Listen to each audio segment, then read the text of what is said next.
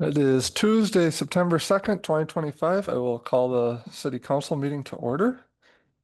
Clerk Everett, will you please call the roll? Councilman Huckabee. Here. Councilman Lesko. Here. Councilman Schultz. Here. President Jacob. Here. Councilman Johnson is excused absence. Okay, thank you. Item number 3, Pledge of Allegiance. I invite everyone to stand. And I pledge allegiance to the flag of the United States of America, to the republic for which it stands, one nation, under God, indivisible, with liberty and justice for all. thank you. Moving on to item 4, consent agenda. The consent agenda outlined below is hereby presented for action by the city council. Items may be removed from the consent agenda on the request of any one council member. Items not removed from may be adopted by one action without debate. Removed items may be taken up either immediately after the consent agenda or placed later on the agenda at the discretion of the council president. I move to approve the consent agenda as listed, items 4A through 4E. Second. We have a motion and a second. Any further questions? Seeing none, all those in favor, please signify by saying aye. Aye. Any opposed? Motion carries. Item 5, public hearings. Tonight we have none. Item 6, public comment for matters on the agenda only. The city council will receive comments from city residents. Comments are limited to 3 minutes per individual. Anyone wishing to speak is required to sign up in advance or state the following when called upon for the record: name, address, and contact. No action will be taken on any public comments unless the item is on the agenda. Note for those following on Zoom, if you wish to speak, please raise your virtual hand as the chat box is not monitored, and you must remain muted unless recognized to speak. Tonight we have one signed up, Mr. House.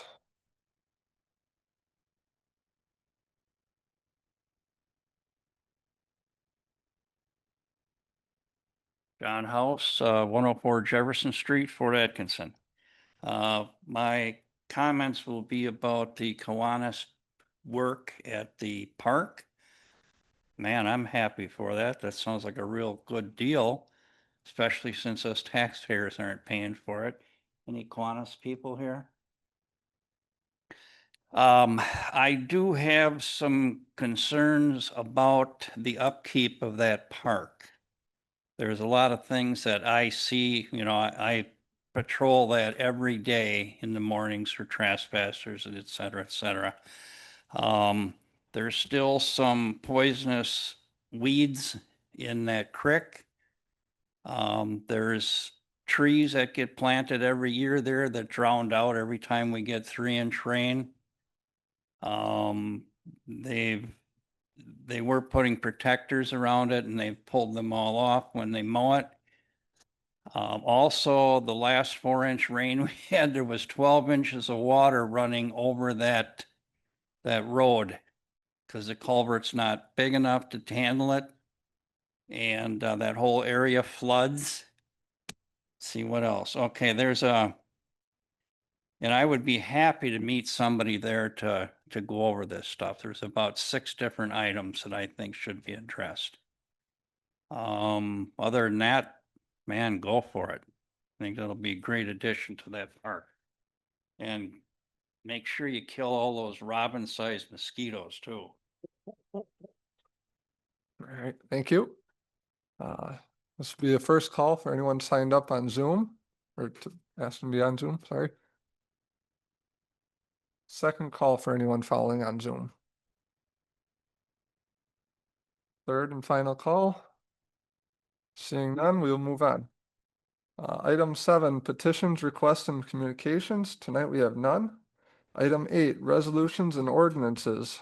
8A is the first reading of an ordinance to create section 898-59 of the City of Fort Atkinson Code of General Ordinances relating to the lead lateral service line replacement. Director Navin. Thank you.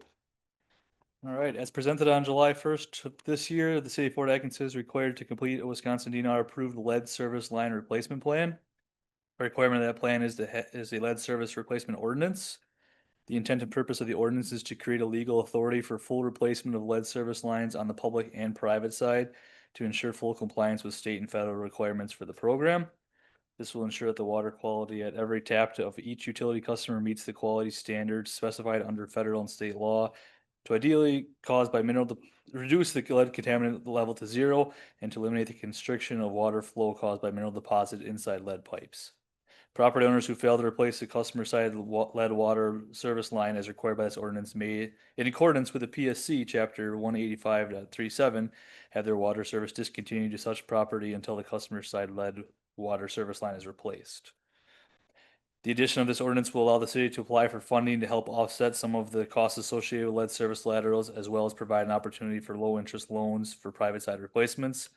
There will be no cost associated with this until the city's lead service line program is approved and construction begins. The ordinance committee reviewed this ordinance at the meeting on August 19th of 2025 and recommend that staff present the ordinance to the city council at a future meeting. Staff recommends that the city council perform a first reading of the ordinance creating section 98-59 of the City of Fort Atkinson Municipal Code relating to the proposed lead lateral service line replacement program and direct the city manager to prepare for the second and possible third and final reading at the council meeting on September 16th of 2025.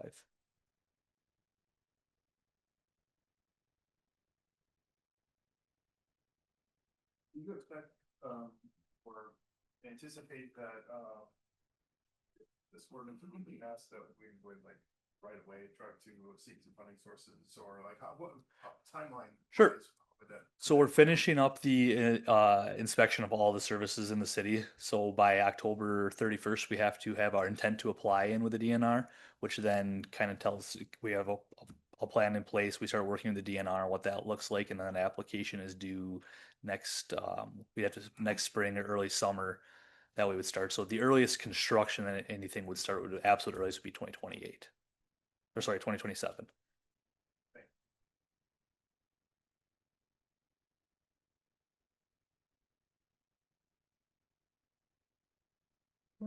Any other questions for Director?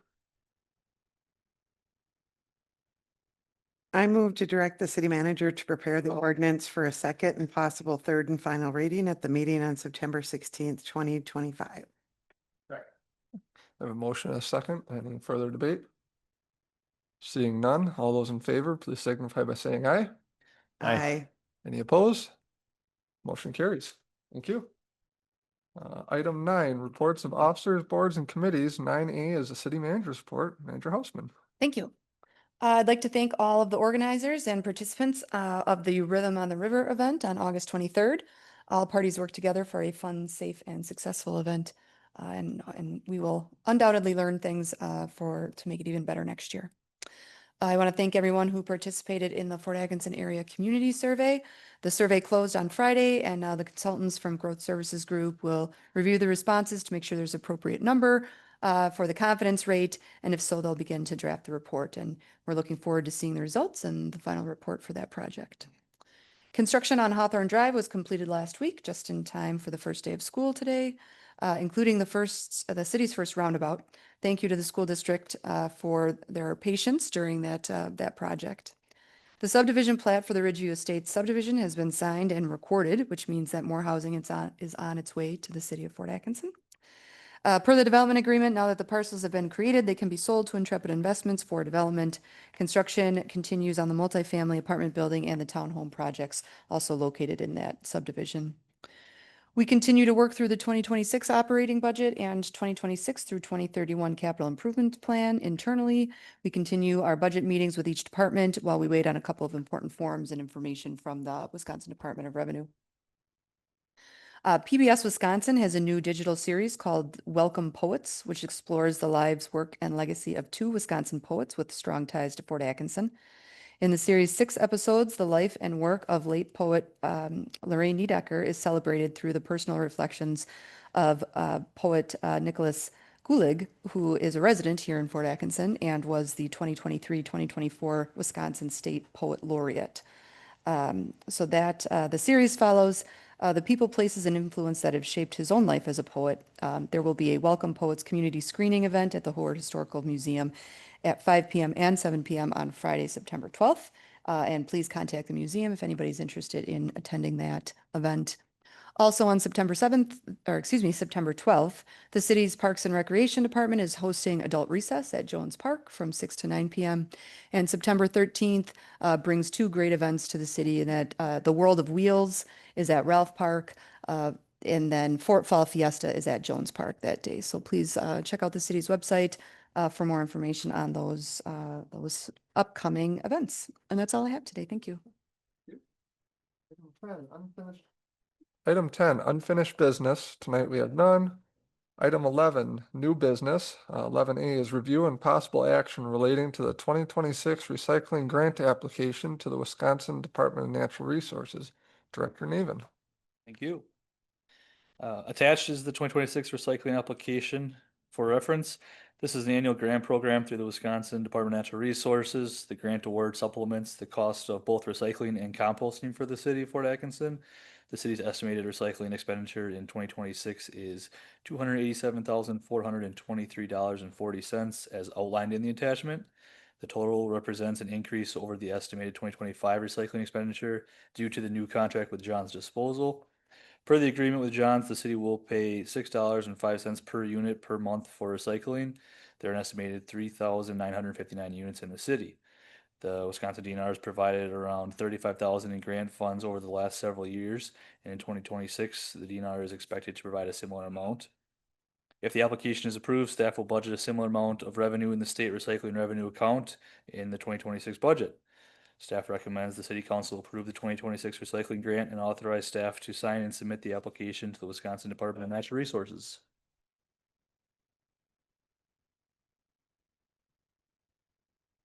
Pretty straightforward.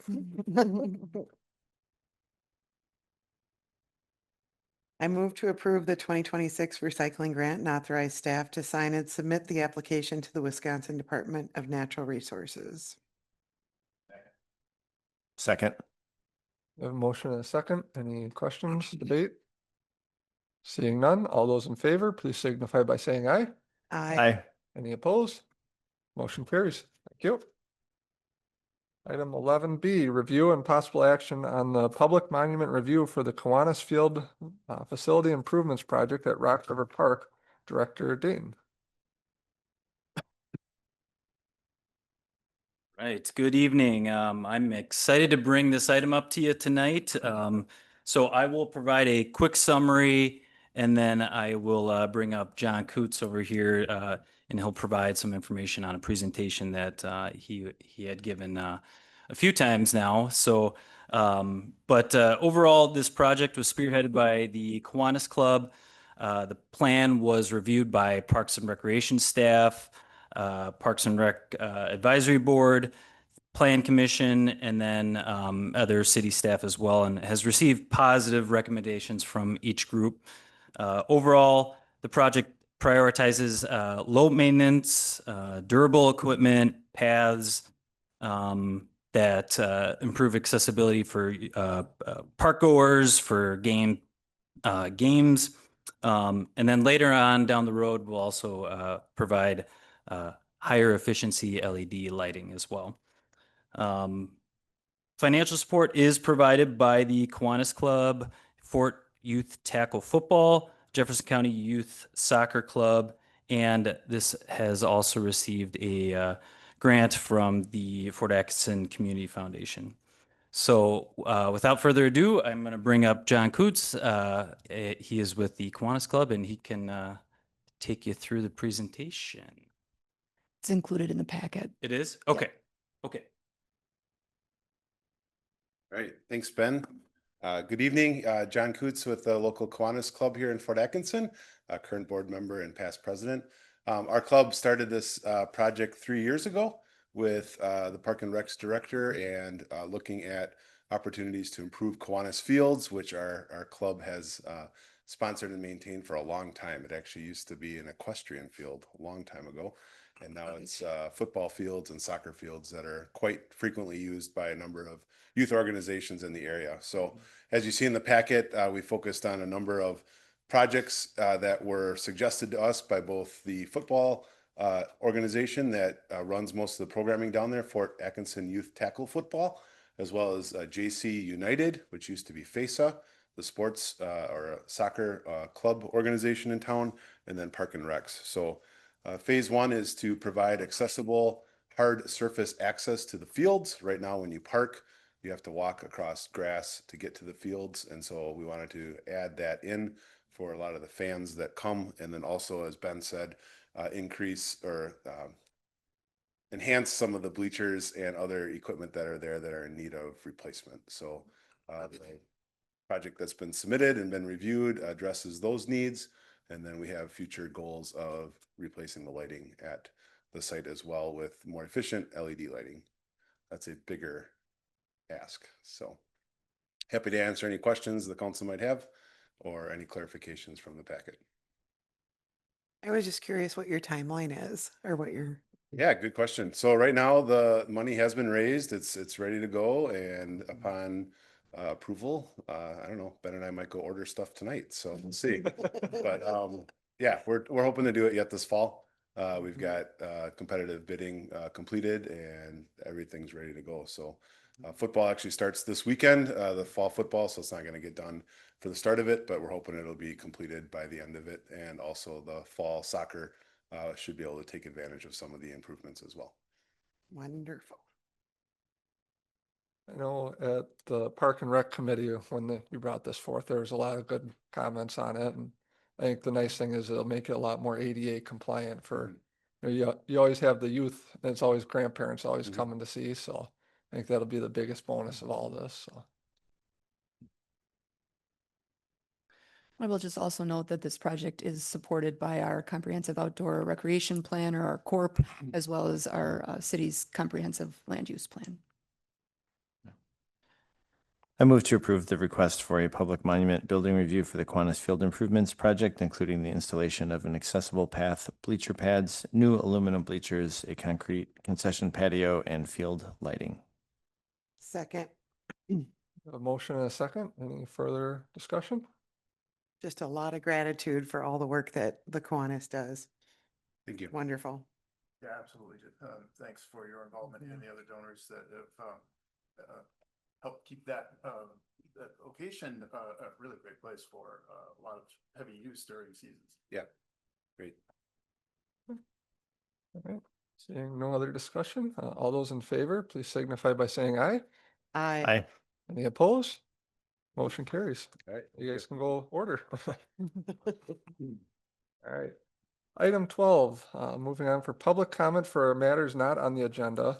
The council will receive comments from city residents. Comments are limited to 3 minutes per individual. Anyone wishing to speak was requested to sign up in advance and state the following for the record when called upon: name, address, and subject matter. No action will be taken on these public comments. Same for Zoom. If you wish to speak, please raise your virtual hand as the chat box is not monitored, and you must remain muted.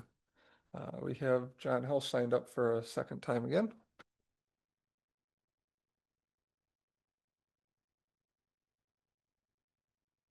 John House, 104 Jefferson Street in Fort. Actually, there was 2 items. I forgot to write one down, but I did bring in a good get well card. One of our council members is kind of in serious trouble in the hospital right now. I went and saw him. I have a card here that I'd like to circulate for everybody at the table, and if anybody in the audience would like to sign it, we'd be appreciative. I spent about 2 hours with Bruce day before yesterday. He's got a long ways to go, but he was in good spirits, and trouble is he can't hook up the Wi-Fi, I guess, in the hospital. For some reason, it's, comes from Mars first and then goes to Yugoslavia. Anyways, the other question I have is something that's been in my mind. I just keep forgetting it. We spent 2 years ago like 30-some thousand dollars for a sand grading machine for the softball diamonds. And, it was put through and they bought it. I went down and watched it the first week they had it, and I thought, what a ridiculous piece of equipment that was. Tom, you're probably the only one that would know anything about it, right? Because Brooke's gone and Ben We can't, probably hasn't Address the council. Yeah, you gotta address us, not any of the staff. Oh, members. I'm sorry. Well, if I could get you folks to give me a report, I thought I saw they had, I mean, the wheels on the thing was only like this big and, you know, knowing construction equipment like I do, but I think they refurbished it or something. I saw some bigger wheels. Is that a fact? Was there more money spent on it? Nope, everything is how it is how we bought it, so. Okay, well then, I guess I will shut up as long as it's working fine. Thank you, folks. Thank you. This will be a first call for anyone on Zoom wishing to speak. Second call for anyone on Zoom. Seeing none, we'll close public comment. Item 13, claims, appropriations, and contract payments. 13A is review and possible action relating to the verified claims presented by the Director of Finance and authorized payment. I move to approve the verified claims as presented. Second. We have a motion and a second. This is a roll call vote. Councilman Huckabee, Aye. Councilman Lesko Hair, Councilman Schultz, Aye. President Jekyll, Aye, motion carries.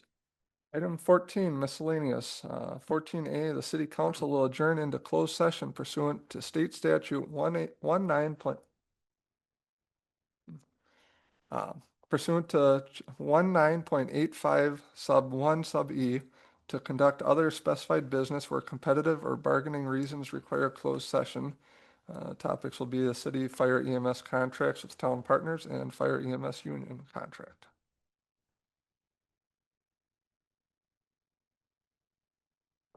I move to convene in closed session pursuant to state statute 19.851 E to conduct other specified business for competitive or bargaining reasons require a closed session. City fire EMS agreements with town partners and fire EMS union contract. Second. We have a motion and a second. All those in favor, please signify by saying aye. Aye. Any opposed? We are in the closed session. Thank you everyone for coming.